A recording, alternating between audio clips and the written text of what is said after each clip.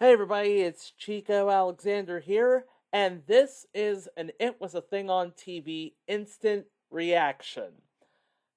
I just took my sister to go see the Super Mario Brothers movie, which just came out this past weekend. We've been looking forward to it all. God, I don't even remember the day when the first trailer dropped. Well, it was a long time ago. It was a long time ago, she says. It was Koopa versus the Penguin Army, which, if you remember Super Mario 64, you've seen the Penguin Army. You've seen what they're all about. So there is your first Easter egg. And then the second trailer dropped, and it was the Super Mario Brothers plumbing commercial featuring the plumber's rap, written and performed by two people who have scored your entire childhood and you probably don't know about, Haim Saban and Shuki Levy. So, if you've seen those two trailers, you've seen the first 5 minutes of the movie. But it's so much more than just those 5 minutes. This is sort of the origin story of how Mario and Luigi wound up in the Mushroom Kingdom, where they meet Princess Peach, the Toads, and King Bowser Koopa. And if you've played all of the games, then you probably know what the basic storyline is. Bowser wants to kidnap Peach, make him a proper Koopa by marrying Princess Peach, and it's up to Mario and Luigi to put the kibosh on his plans. Now, a lot of critics have just been giving this sort of a meh sort of rating. One critic that I frequently listen to, Lamar, the People's Movie Critic, which you can hear on the Bob and Sherry show if you get that radio show in your market, he said, and this is something I just heard the other day, if you gave me the choice between watching this movie and shoving a sharp stick into my eye, I'd have a question for you. Let me take a good look at that stick. But this is one time where I have to disagree with him because I went in as a guy who has spent his entire life playing Nintendo. I grew up in front of an NES. I remember my first NES when I got it from Christmas of 1986. It was a really good Christmas. I remember marathoning Super Mario Brothers with my two siblings, and all three of us managed to complete it at one time or another. I was the last one to do it, so I'm kind of proud of myself. But here's the thing. Okay, so in order to understand this film, you have to not just play one game.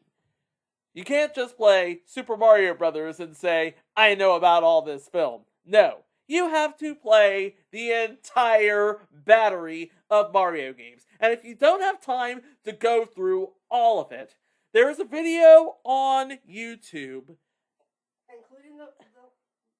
including Super Mario Brothers 3D World, Super Mario 3D Land, Super Mario World, including the tabletop Mario Brothers game.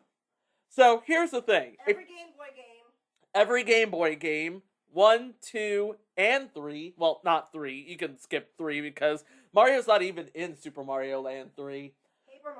Paper Mario, you can do that. So, if you don't have time for all of that, there is actually a video on YouTube by Triple Jump, which is a really good follow if you've ever wondered what three Britons think about video games. That's a really good follow, but they have a video out, every Mario game ranked from worst to best. As if there could be a bad one, but then again, there is a bad one. And even if you do not have time to play the entire glut of Super Mario Brothers games, you can listen and watch that video, and you can see everything that's going on here. So, just to go over the brass tacks and as far as plot is concerned, Mario and Luigi are two struggling plumbers living with this really big Italian family in Brooklyn. One day they get a call out to, I want to say it's Queens high rise, because remember they work in both Brooklyn and Queens. It's probably the Upper East Side. Okay, so it's probably the Upper East Side. They go to a high rise to fix a drip, and they end up in a scuffle with a dog, tear up the bathroom, and wonder what's this all about. So the next day, they come face to face with a problem that is threatening all of Brooklyn. The mother of all leaks is threatening all of Brooklyn, so Mario and Luigi head down to the sewers in order to investigate it, and meanwhile, they come face to face with a secret pipe. A secret set of pipes. But one pipe just goes out of place, and it sucks the brothers into an alternate dimension. It is the Mushroom Kingdom, where Mario meets Toad for the first time. They venture out into the world in order to seek out counsel with Princess Peach.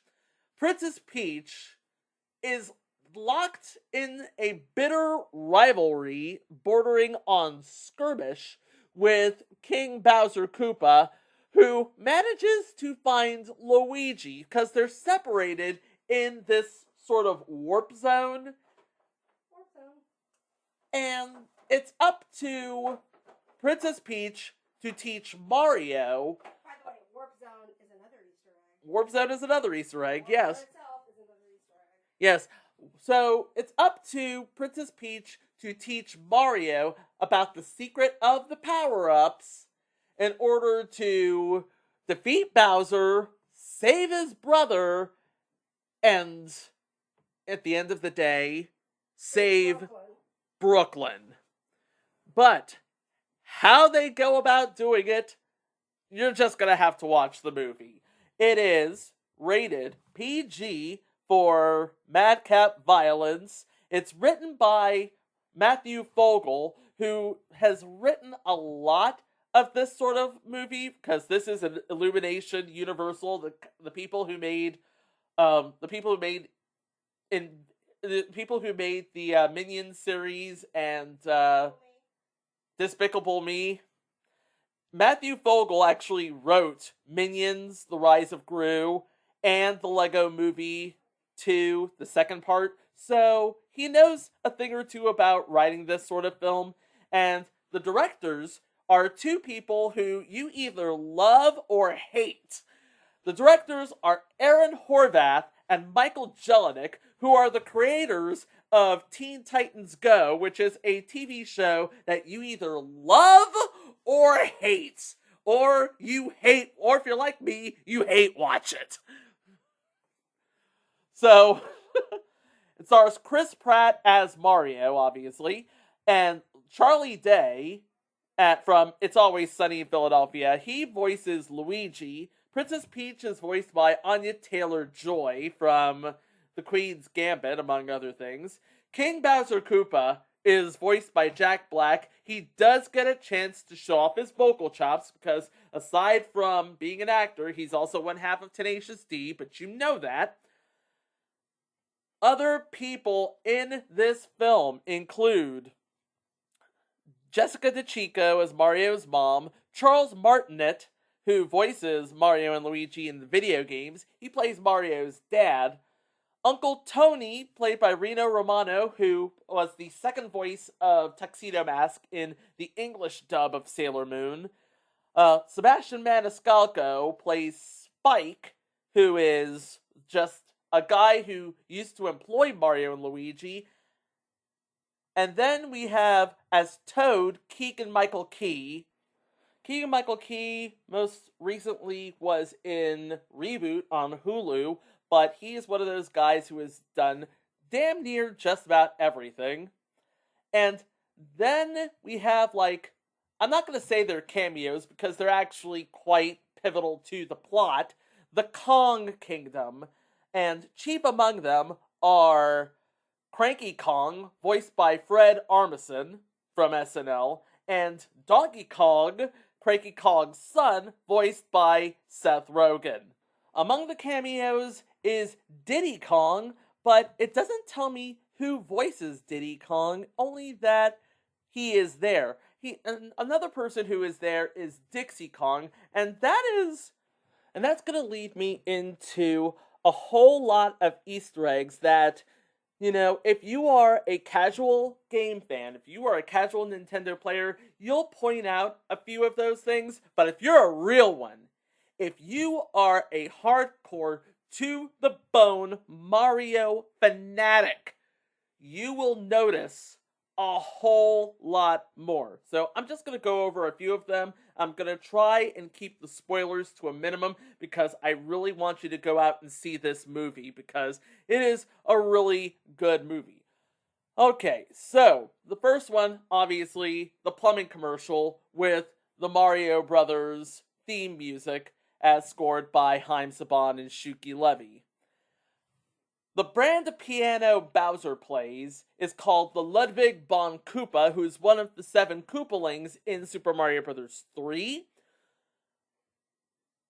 The pizzeria where Mario and Luigi eat pizza with Spike, who is a member of the Wrecking Crew, wink wink, is called Punch-Out Pizzeria.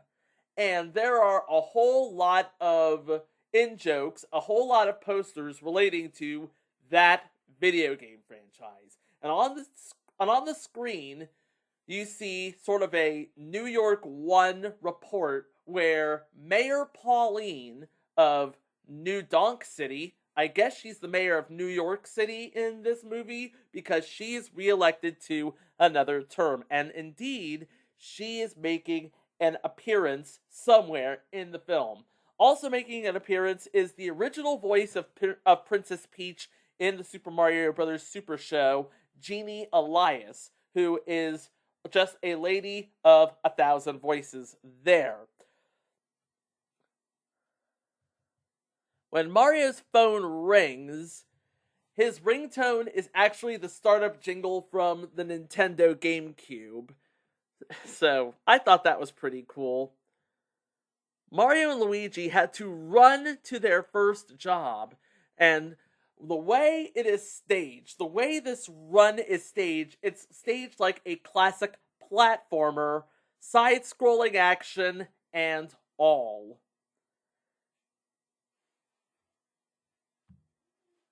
What else is there? Oh, in the actual commercial for Super Mario Bros. Plumbing, you see Mario and Luigi in capes, bright yellow capes. That's from Super Mario World. And in Punch-Out Pizzeria, you see a guy named Giuseppe who is playing a game called Jumpman that looks a whole lot like Donkey Kong. And Giuseppe, I'm going to say his name is Giuseppe, he looks a whole lot like the Mario character from Donkey Kong that appeared in previous entry Saturday Supercade. Okay, what else is there?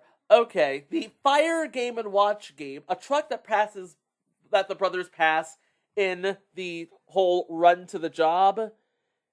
It's a truck from Fire, which was one of the more famous Game & Watch titles.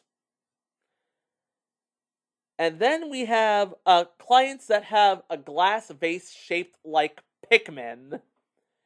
And they also have a Super Mario Galaxy book. And Mario is seen playing Kid Icarus from what it looks like, Underworld World 2, when... Oh wait, no, it's not. It's the Underworld Palace is what it is. And at the end of Mario and Luigi's run, they slide down a pole to Castle Burger. So that was a bit of a chuckle. And another Duck Hunt Easter egg, aside from the dog in the posh apartment, is a French restaurant called Chasse au Canard. And their mascot is a green-headed duck.